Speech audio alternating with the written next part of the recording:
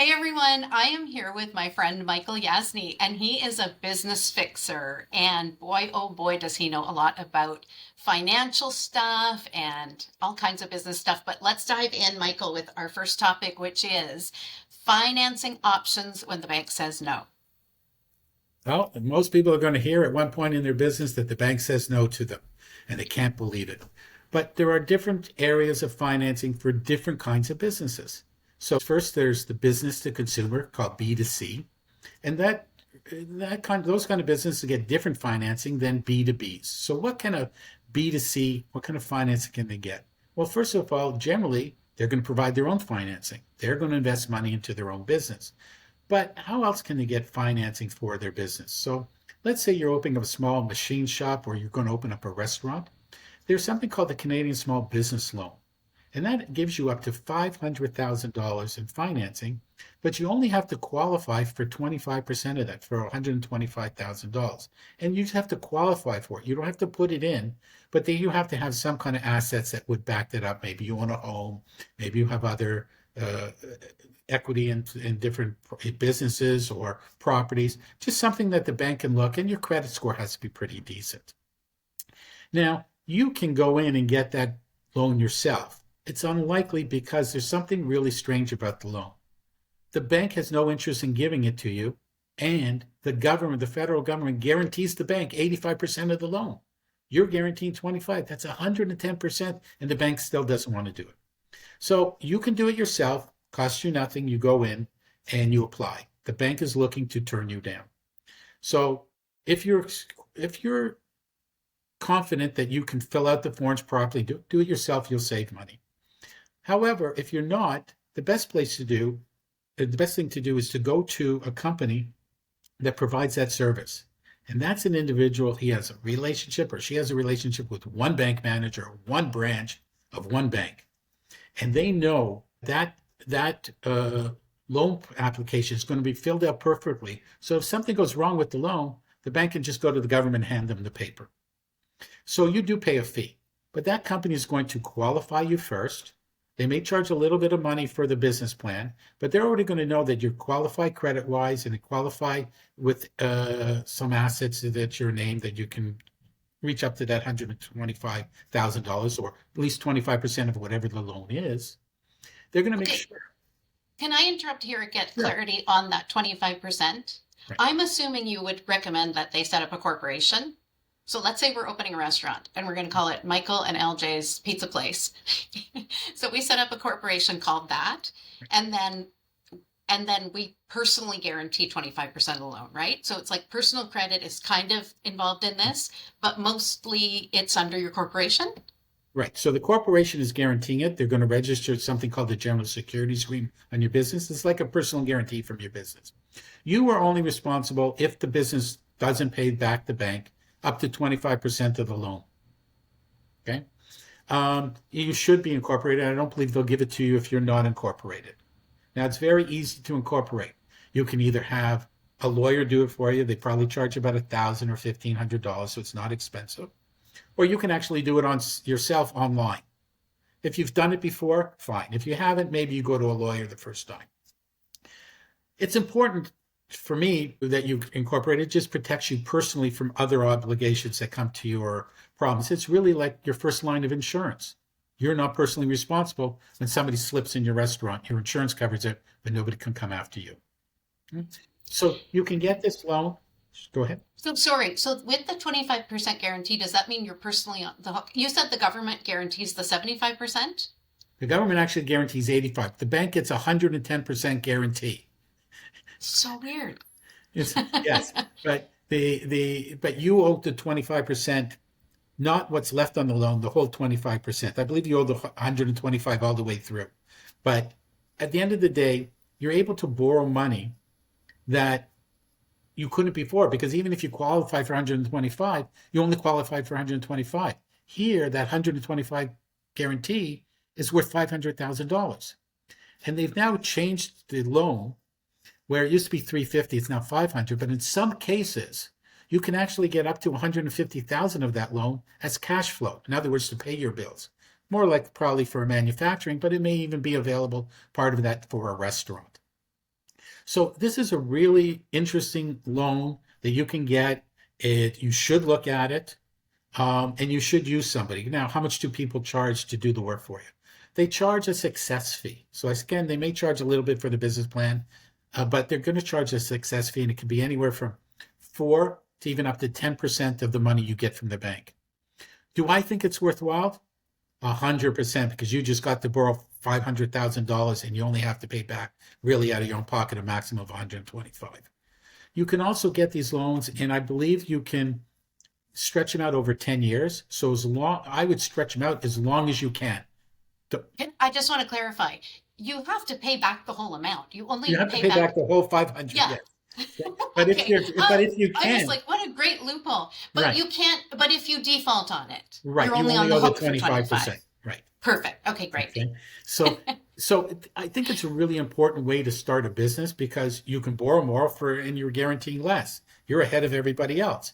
And now that money has to be used for generally assets. So if you're off getting a restaurant, it's the stove, the fridges, things like that. You can use it for leaseholds, but you can't just use it for leaseholds. It has to be some assets there. So that's how you get that built. Leasehold being renovations. Your renovations, right? You're putting ceiling, you're putting down a floor, things that can't be taken out if you sell. If you have to sell, if they have to liquidate you, you can't take a floor out, but you can take a bar out. You can take fridges out, stoves out. Mm-hmm. It allows you to buy also better equipment and all the equipment you need. And I can tell you that I once had a friend, or two friends, partners. They went into restaurant business. Great knowledge about the restaurant business, no money. So they couldn't buy all the equipment they needed. And that hurt them with sales, because they couldn't provide everything that people would have wanted for the kind of restaurant they had. And it ended up putting a big dent in their ability to succeed. They weren't able to get a big enough restaurant, so the restaurant seating was limited, and what they could sell was limited because they didn't have all the equipment they needed. This way, you can get all the equipment you need. You can open up that restaurant problem. You can use this money when you're going to buy a franchise and you have to spend money to renovate the franchise in the way that the franchisor wants you to renovate it. So that's a way to help a new business, B2C, get going. You also use your own money. There's leases. If you need to buy equipment and there's leases. Well, when you're new, not everybody wants to give you a lease. They want to pay you to pay for the whole thing and not borrow. So it could be $50,000, $100,000 for the piece of equipment. Well, that's taken away from your cash flow that you can use somewhere else. So, when you're dealing with Laura-Jean, you go to Laura-Jean for help understanding how you spread the money out. Okay? So when they say no to you for that 100% lease, you can go back to them and say, I'll give you 25% down. Okay, now you got financing for 75, but you didn't have to lay out that other 75. Or even if they give them 50%, you still save 50% of your money so you can use it other places. When you're negotiating a lease, you should. I liked your example of the restaurant. Like, there are definitely times where you can start small and build as you go, but that example of the restaurant is exactly like a great illustration of a situation where you can't do that. And you really need to start and invest and make it great and make it the way you want it to be. Like there's a phrase like start the way you want to finish or something like that. So this kind of financing gives people access to money that they would have never been able to access on their own. You need a certain amount of seats to make it successful. Exactly. Yeah, for sure. Unless you have one of these restaurants that can charge people $150 to come into your restaurant because you have the specialty food. Okay, maybe you can survive with 30 seats, but most restaurants can't survive with 30 seats. So that just remind us what that's called. That's called small business. It used to be called an SBL loan. It's called a Canadian Small Business Loan. There may be another word in there, but basically it's the same thing. Everybody who's in that industry will understand it. So you can go into your bank and apply on your own. You can. But if you want help, or if you get refused when you apply on your own. Yeah. But if you get refused, you could cause yourself a problem. You're certainly not going to go back to that particular bank. Forget about the location. You're not going to go back to the TD Bank or the Royal Bank if you got turned down. So now that individual has to be associated with one of the other banks in order to put that loan in. We have to find somebody else that is associated with another bank.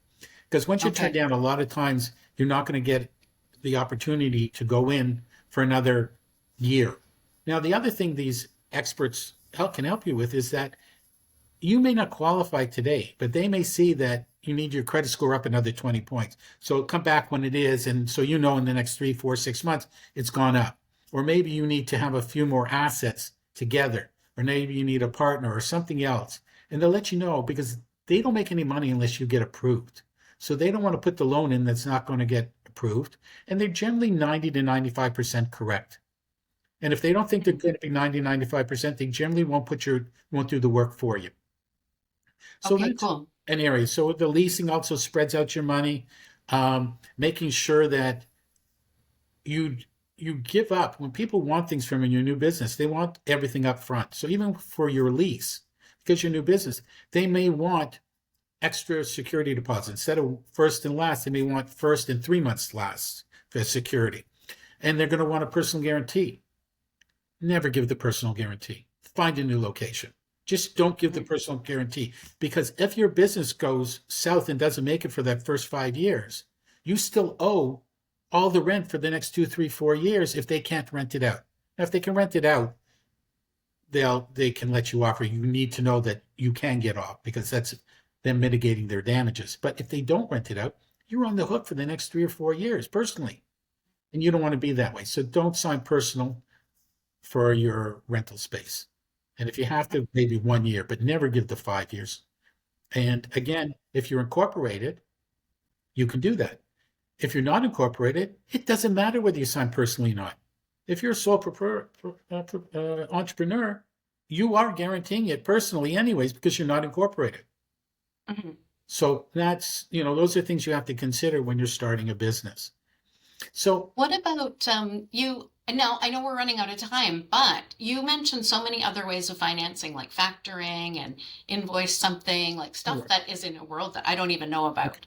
So can you maybe run through those quickly, and then maybe we can do like a video on each, to expand on them or something? Right. I think that's a sort of a separate one for business to business. But another thing about lending money, just to finish with the B2C, and you can use this also in B2B, so it's a crossover, is private mortgages.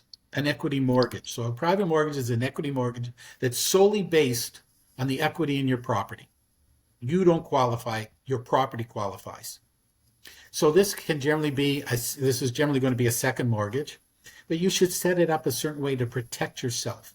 And what happens is when you're going to get the mortgage, a second mortgage is roughly 12%, and there'll be lender fees, broker fees, and legal fees. So that's all added to the mortgage.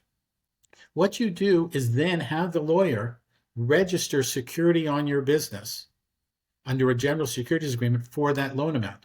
And what you do is you lend that money to the business for at least 1% higher than you're paying whoever gave you the mortgage. Now, if something goes wrong and you have all these documents in place, you can now deduct that from your personal income tax over a long period of time in the future, because you had a loss that was properly registered. So an equity mortgage on a house is a pretty good idea if you set it up properly. The same thing if you have a line of credit. Yeah, but the same thing if you go to the bank and get a personal line of credit, you should do that the same way. Lend the money to your company, register it. Make sure that it's a secured loan. There's a lot of people, when you look on financials, they have an unsecured loan from the owner, right? A shareholder loan. Make sure that's secured. It doesn't cost very much to secure it. The lawyer does a general securities agreement, and it costs $8 a year to keep the registration in place. Yeah. Do it. You can save thousands and thousands of dollars down the road if you do things properly.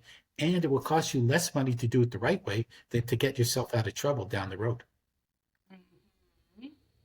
Getting out of trouble is a big one. We're going to be doing a whole video on that for sure. Oh my gosh. Okay, so Michael, if people want help with this, with getting that loan, with alternative financing, the banks have said no to them, I'm assuming they should contact you? If you need any help starting your business, growing your business, or getting the financing, give Laura-Jean a call or give me a call directly, and we'll help you set up your business and get you started in the right direction.